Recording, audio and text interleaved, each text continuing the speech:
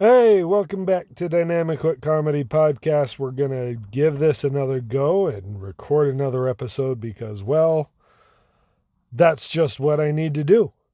It all ties into I answered a riddle for myself that has been plaguing me for about 2.5 months now. And I'll get into that near the end as that'll kind of go towards the point of today's discussion. I say discussion like there's someone else here with me. Nope. It is just me sitting here in a shady spot on a Sunday afternoon on Sunday, October 13th, 2024. I recorded one last Saturday, as you know, 9 of you know who listen to this. And it says I have more followers, but the more consistently I do this and kind of put it out there, the more this will grow the way I want it to. And perhaps the reason I record is changing, which is also a spoiler for later on in the episode. But let's get sports out of the way because, my goodness, I said it before and I'll say it again. The happiest people in the world do not care about sports. Now, on the one hand, I'm extremely happy that the New York Mets beat the shit out of the Phillies. And they blew right past them 3-1 and advanced to the NLCS, excuse me. Now they'll have to play the Dodgers, which we all know how much they've spent to build a super team. So my hope on the Mets beating the Dodgers is high. My expectation is low, which I think is a good way to balance it out. In the world of college football, listen, I love being a Utes fan, but good Lord, is cheering for a bipolar team really frustrating sometimes. They've been so consistently good at overachieving for like the last 15 years in a row. And the last 2 games they've played, they really just haven't cared and they have underachieved. And that happens. And then I get a glimpse into my past a little bit as I watch Twitter while these games are happening and everything. And I watch people act like the sky is falling because a college team they cheer for didn't have a good Saturday. And I get frustrated. During the game, I get frustrated and I think, why the hell do I do this to myself? How did I get to this point where I care this much about 18, 19, 20-year-olds playing football? But on the other hand, still have perspective, Because some people are just outraged that the team they cheer for might not be as good as what you had hoped. Well, you know what? It happens. I've never argued with my wife or gotten mad at my kids because of how good or bad a team I cheer for was. Now, had I gotten married in my early or mid-20s, that for sure would have happened. If the Utes lose on Saturday, don't talk to me till Wednesday. Now, I separate myself. The radio shows I usually listen to that talk about sports radio and stuff like that, if the team I'm cheering for loses, I really can't listen to sport. I have to pretend sports don't exist for a few days because I won't find any joy in it and it'll eat at me. And so I've found this way of once the game is over, I can't really think about it anymore. Otherwise, I embarrass myself like some of these people on Twitter do. Now, we'll do sports like a W. We'll start high, we'll talk about the low, we'll go high, then we'll go low, we'll go high again. Except for I don't have enough sports stuff to talk about that many highs. So we're just going to make a V. We start high, we went to the low, let's go to the high again. Utah's hockey team, 3-0. Brand new franchise, brand new team, and they are playing their butts off, and they are 3 wins, 0 losses, 2 of which in overtime on the road on the East Coast, 2 time zones away. That's very exciting for me to listen about. So, Mets Dodgers start tonight, 6:00. My superstition, for the most part, I've killed my superstition until I haven't. Like, I'm convinced that superstition's fake, it doesn't work. But also, if I go home and put my Mets hat on, the Mets are going to get killed tonight. So I am wearing completely neutral black shirt, black shorts, but inside my blood is orange and blue. Not that any of you care about that, but let's talk a little bit about what I really wanted to say today. Listen, if you're listening to this podcast enough, you know that I am quite heavily involved in stand-up comedy. And the last few shows I've done, I have had intense, crippling stage fright. Like borderline panic attack. I will do anything to not have to go up on that stage. And it's terrible. The first time it happened was the first part of August. I got to go be part of a show out in Kanab, Utah at the Western Legends Comedy Festival. Now, they offered me a pretty significant chunk of cash to do this show. And I thought, sure. And I chased the money more so than actually paying attention to what the event was. It was for me, hey, this is a nice payday, a way to put myself out there, and let's have some fun. Now, if you don't know what Western Legends Comedy, or not comedy, just Western Legends Festival is, it's a cowboy festival where they celebrate old movies that are Western movies and have some of the movie stars there and stuff like that. And they put me on stage at 2:00 in the afternoon in a gymnasium right after cowboy poetry. Now, I don't know what you know about cowboy poetry. I don't know what you know about comedy. But those two things should not be happening at the same time in the same room. They're two different things. But also in the room, since it's a big gymnasium, there was the stage, then there was the chairs, and then on the sides of the chairs wrapped all the way around the room were vendors. So I went up on stage trying to tell jokes to really no one paying attention. The first show I did was at 2:00 in the afternoon on a Friday, and it went okay. I mean, I heard chuckles, but not a lot of people were there. And they said, well, Saturday's the day where most people will be there. I thought, okay, whatever.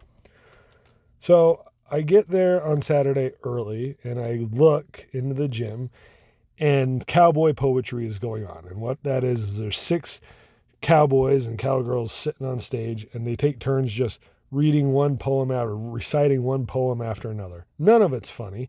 It's all deep, and it's all... But I also notice they're saying this is a poem by blank. It's not even poems that most of these people even wrote. They're just reciting poems that they memorized. And I'll get to why that pissed me off in just a minute. But as soon as cowboy poetry ended and it was time for the comedian, so as soon as cowboy poetry ended, the room was about half full. And cowboy poetry ended and about half the people there left. So now the room's about a quarter of the size.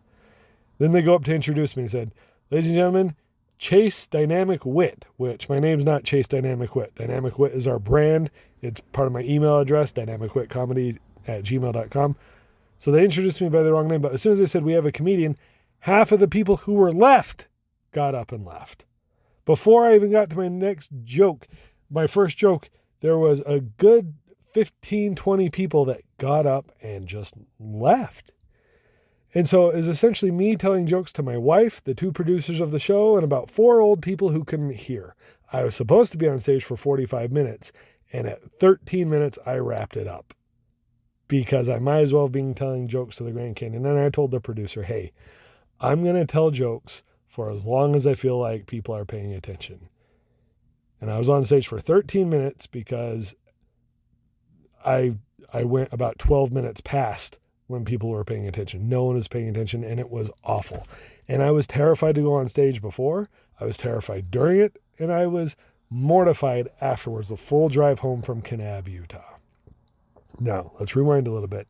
Why is it important to note that these cowboy poets were up there reciting poems that they didn't know? Well, when I went to collect my paycheck, which, by the way, I'll just tell you the offer.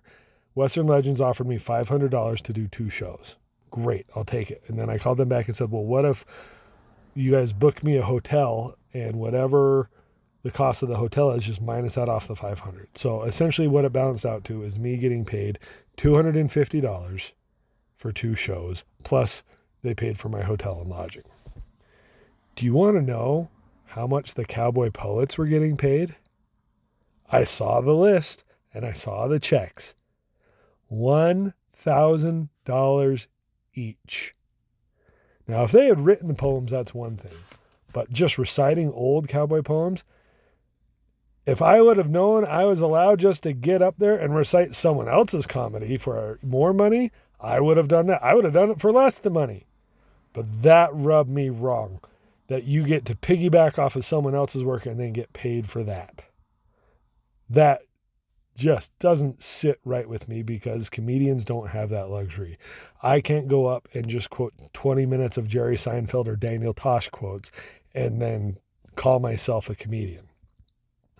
All I did was memorize something and recited it. It's the same thing you used to do at the school play. There's no difference. That made me sick. And had I known it was going to go as bad as it would have been fun to get up and just kind of roast Kanab a little bit. Kanab, Utah is Utah's redheaded stepchild that no one really acknowledges. I mean, it's good. It's cool if you actually take time to go and visit. But the moment someone says, you want to go to Kanab, it's also full of like vegan restaurants because the big part of their economy there is the Best Friends Animal Sanctuary, which is 100% vegan. So you got a bunch of like vegan pizza shops and the town's kind of being taken over by vegans, but there's still a Wendy's in the middle of town. So you'd be driving down Main Street in Kanab. He's like, oh, vegan. You know what? Vegan might be a healthier way to go and be nice. Oh, shit. Is that a Wendy's? Let's get a triple cheeseburger. So, again, that's just one of the examples. I did another show a couple weeks ago out at Kayenta Center for the Arts for something they were having for their donors. It was outside. And I did fine, but right before I went up on stage, again, had this stressful panic anxiety attack that I'm not good at this. This isn't going to go well. No one wants me here. And I got up and went fine. I got the laughs I needed to get and got paid the money I wanted to get. And it was great. But the crippling just anxiety, I don't want to get on that stage anymore. Like I sat here thinking, maybe I'm done.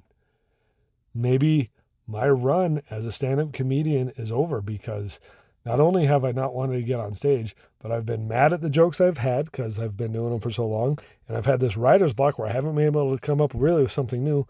But also, the opportunities have been less and less. Like it all felt like it was just time to move on. And who knows, maybe it was, maybe it wasn't. But then I started realizing something. You know, if you've heard the past episodes, I'm a big fan of Bill Burr and Orny Adams. To my great surprise, Bill Burr went on Orny Adams' podcast last week, and they were talking about their work ethic and everything like that. And they started talking about Bill Burr's podcast, which if you've never heard Bill Burr's podcast, it's not one like laced with interviews or planned.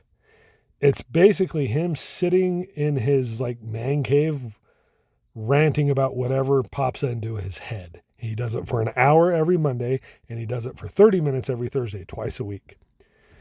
And he talked about that on Orny Adams' podcast, and he essentially said, I don't really do it to entertain people. He's glad people find it entertaining, but he does it because it keeps his mind sharp. So when he's going out to the clubs and doing sets, he's already got his thinking mind doing it. It's keeping his comedic brain muscle exercise. And I thought, oh my gosh, that's what it is. The beginning of the year, I had shows all the time. I headlined January 10th. I did Comedy Church January 17th. I headlined once in February, twice in March. I did Wise Guys in April. I headlined again in end of April. I did another show in May. And then there was nothing. There was nothing from the end of May to the first part of August when I went into Kanab. And in that time, I also had stopped recording this podcast, which at some points I was doing 3 times a week. Whatever muscle it is in my brain that makes things funny or makes things feel creative or gives me confidence basically went to sleep. And I haven't woken them up yet. Which is why it's important for me, no matter if there's 7 people listening to this or 500 people listening to this, I need to get comfortable talking into a microphone by myself with the intent of finding humor in things. So even if I'm not making the jokes here, it's waking my brain up. And it better wake up fast, because this Saturday I'm hosting for the great Rodney Norman out in Springdale again, like I did last year. And when I work with Rodney Norman, I hold myself to a higher standard because I love and respect him so much that I always want to do well with him. So the moment he reached out and asked if I wanted to host, it's not a question of if I want to. I want to, and I'm going to. And now I'm dialed right back in, coming up with new stuff, coming up with new ideas. Even if I'm going to do old jokes, I'm going to do them in a different order and rearrange the puzzle a bit, which is the awesome thing about comedy is no matter how into your act and set you are, you can always rearrange the puzzle pieces to paint it differently. And that's exactly what I'm going to do. I'm fired up. I can't wait to get on stage.